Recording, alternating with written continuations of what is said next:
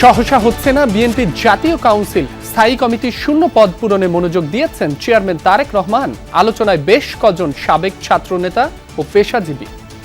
দলের কাউন্সিল করতে হলে আমাদেরকে বিভিন্ন পর্যায়ে যেসব কমিটিগুলো আমরা আগে করতে পারি নাই সেগুলো সম্পূর্ণ করতে হবে আমাদের।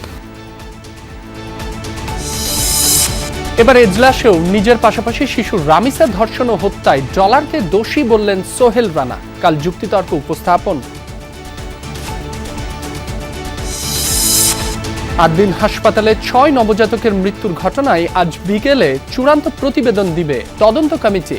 পোস্টমর্টেম না হলেও কর্তৃপক্ষ পাবে না বিশেষ সুবিধা।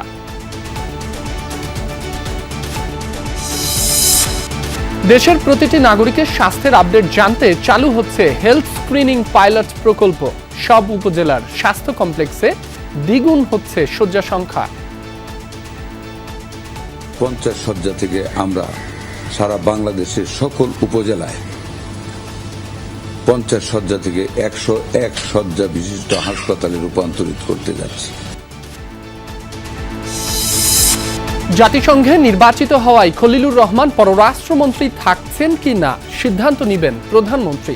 হাদি হত্যার বিচারে কাজ করছে সরকার। ওনার গ্রহণযোগ্যতা জাতিসংঘ এবং সারা বিশ্বের জাতিসংঘর যেসব দেশগুলো আছে সকল দেশের ওনার গ্রহণযোগ্যতা অবশ্যই এটা ভূমিকা রেখেছে। বাংলাদেশ সহ 60 দেশের ওপর বাড়তি মার্কিন শুল্ক আরোপের প্রস্তাব। জোরপূর্বক শ্রম ইস্যুতে ক্ষুব্ধ ইউএসটিআর। নানা বিষয় পর্যালোচনার পর জুলাইয়ে শুনানি।